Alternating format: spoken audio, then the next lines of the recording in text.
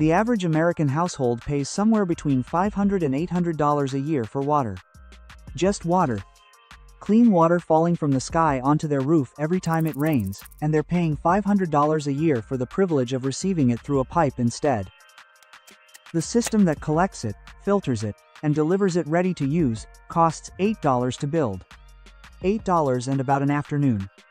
Not because the technology is new, not because someone recently figured this out.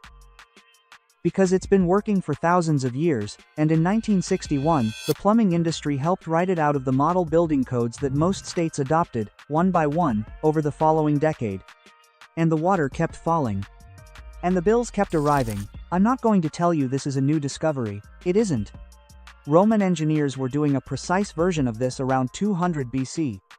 The impluvium, that open rectangular basin built right into the center of a Roman house, was designed specifically to collect rainwater from the surrounding roof, and funnel it down into a cistern built beneath the floor. That cistern was lined and layered with a fine volcanic mineral called pozzolana, a naturally occurring silica sand that the Romans had figured out would filter water as it passed slowly through. They weren't guessing, they had documented results. Vitruvius, the Roman architect and engineer who published De Architectura in 15 BC, wrote explicitly that cistern water collected and settled through mineral filtration was superior to river water for human health. That's not a folk remedy or a grandmother's tale. That's an engineering conclusion written down and circulated 2,000 years before the first municipal water treatment plant existed. And it held up.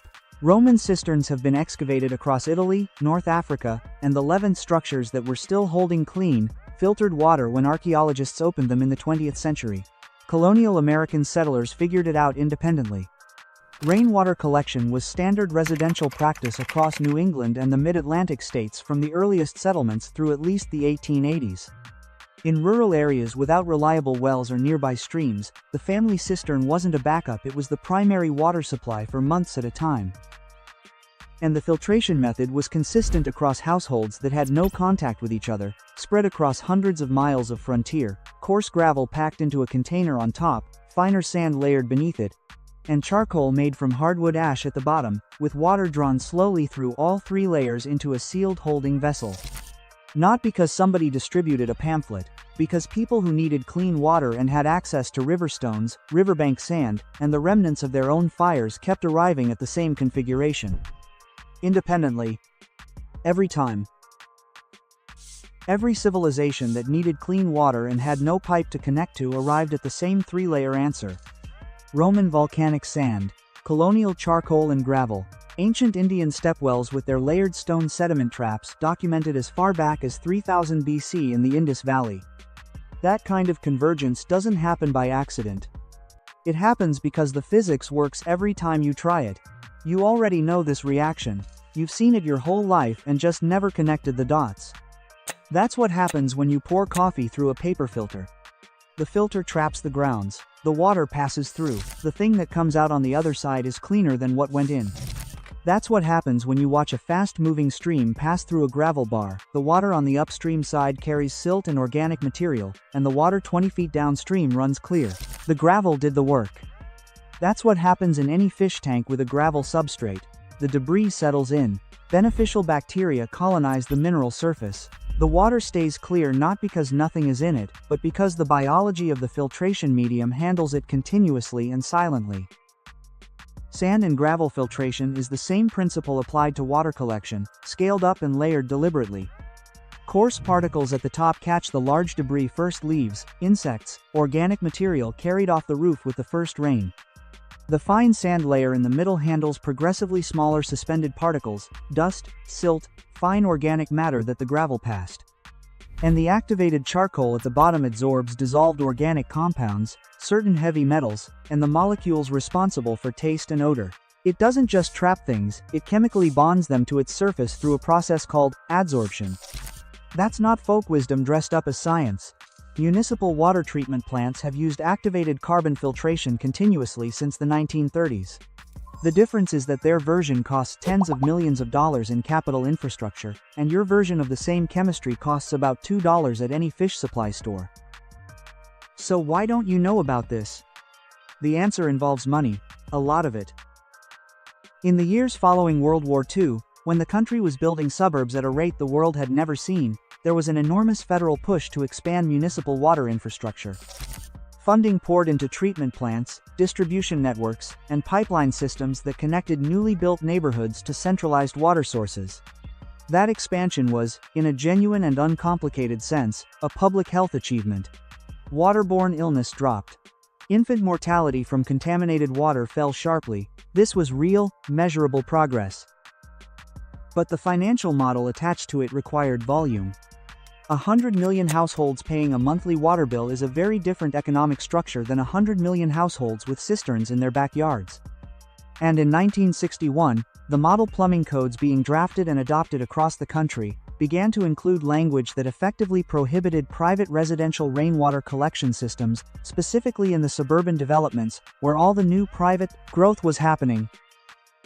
The stated rationale was public health and cross-contamination risk from improper plumbing connections. The practical effect was the removal of a competing water supply model from every residential building permit in the country. Not with a dramatic announcement, just with code language. And within a generation, people stopped building cisterns. And within 2 generations, people forgot that they ever had. The U.S. water utility industry today generates over $100 billion a year. An $8 system that catches free water falling on your roof and filters it to a usable quality is not compatible with that revenue model. That's not a conspiracy, that's just math that anyone can do. Here's how it goes together, and I want to be real with you, this is genuinely it. The filtration column is a standard food-grade 5-gallon bucket. You can pick one up at any hardware store, or often get one free from a bakery or deli that receives bulk product in them. Drill a series of 1/4-inch holes in the bottom 8 to 12 of them, evenly spaced. Cut a circle of fine mesh screen, the kind used for window screens, and lay it across the interior bottom to prevent the filtration material from washing through. Now the layers. Start with coarse gravel sold as pea gravel or standard aquarium gravel. 6 to 8 inches deep. That's your first stage, your debris catcher. On top of the gravel, pour your coarse sand sold as filter sand or pool filter sand at any hardware store to roughly the same depth. That's your second stage, handling the fine suspended particles the gravel passed. Then your activated charcoal on top, 4 to 6 inches. Aquarium activated carbon works perfectly, it's the same material used in commercial filtration, sold in mesh bags for $2 to $3. That's your chemistry stage. Total cost for the complete filtration column, $6 to $8. Set this bucket directly over your collection barrel so the filtered water drips through the holes in the bottom and falls into clean storage below. The collection barrel itself, a food-grade 5.5-gallon drum or a used IBC tote, can often be sourced from local farms, breweries, or food manufacturers for free or under $10 if you ask around. Connect your downspout to the barrel with a first flush diverter, a simple length of standpipe that captures and diverts the first few gallons of each rain event, which carry the heaviest concentration of roof debris, and you have a complete collection and filtration system for under $60, including the barrel, and under $12 if you already have storage and you're building the filtration column alone. Here's the one thing people get wrong when they first try this. They see how slowly the water drips through and they widen the drain holes or thin the layers to make it flow faster. That's the mistake that makes it fail. The slow passage time isn't a design flaw, it's the mechanism. Filtration happens because water spends enough time in contact with the mineral and carbon surface for the adsorption chemistry to complete. Speed it up and you speed past the filtration. A slow, steady drip into your storage barrel is a working system. A fast pour is dirty water that passed through rocks on its way into a bucket. The first time I ran actual roof runoff through a column built this way, I wasn't expecting what happened. The water going in was the color of weak tea, the dark gray runoff you get off asphalt shingles in the first 15 minutes of a heavy rain. The water dripping out the bottom was clear, no color, no detectable odor. Not drinking water, I want to be precise about that, but clean enough to run through a washing machine, fill a toilet tank, water a kitchen garden, wash a vehicle, or supply an outdoor shower without any concern about suspended particulate. And in a region with 30 or more inches of annual rainfall, which covers most of the eastern half of the United States, a properly sized collection system can realistically displace 40 to 60% of a household's total municipal water consumption. At $500 a year, on the low end of the average water bill, that's $200 to $300 a year, returned from a system built on a single weekend afternoon. For anyone watching who remembers hearing that rainwater collection was illegal, Colorado used to be the most cited example. Most of those restrictions have been substantially relaxed or reversed in the last 15 years. Colorado now allows up to 110 gallons of residential collection without any permit. Texas actively encourages collection, with a sales tax exemption on qualifying collection equipment. Oregon and Washington have opened up considerably. Check your current state regulations, not the version you heard about years ago. In most places, it has changed. One honest limitation that belongs here. Gravity filtration through sand, gravel, and activated charcoal produces clean water, not certified potable drinking water as a standalone treatment. To use collected rainwater as a drinking source, you'd want to add a UV sterilization lamp or a ceramic membrane filter after the gravity column. Both are available for under $30 and integrate simply. Without that additional step, the output of this system is appropriate for sanitation, irrigation, laundry, and toilet flushing, genuinely a large share of total household water use, but not for drinking or cooking as a sole source. That's a distinction worth being honest about, and I won't gloss over it. And if you're one of the roughly 15% of American households on a private well, this kind of collection buffer reduces pump cycling during dry months, extending the life of equipment that costs several $1,000s to replace. Here's the part that keeps sitting with me. There are households in this country that are genuinely strained by water costs. Not people with extra discretionary income who'd like to save a little. People for whom a $500 annual water bill is a real and felt expense.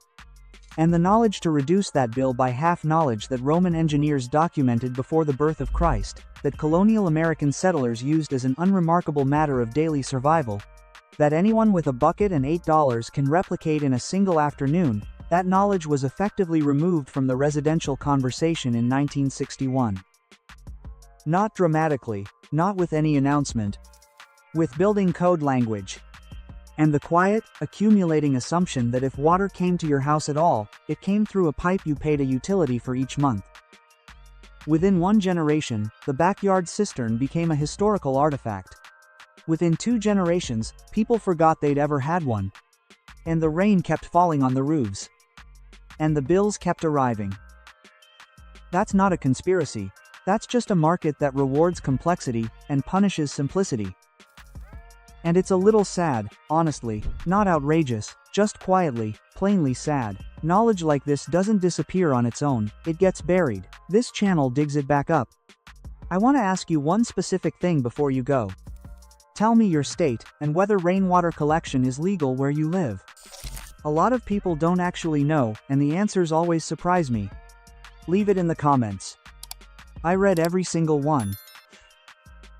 Subscribe if that matters to you. Take care, and I'll see you in the next. Knowledge like this doesn't disappear on its own, it gets buried. This channel digs it back up. I want to ask you one specific thing before you go. Tell me what you pay to heat your home every winter, just the annual number. I want to build a map of what this system could realistically save across every state. Leave it in the comments. I read every single one. Take care, and I'll see you in the next.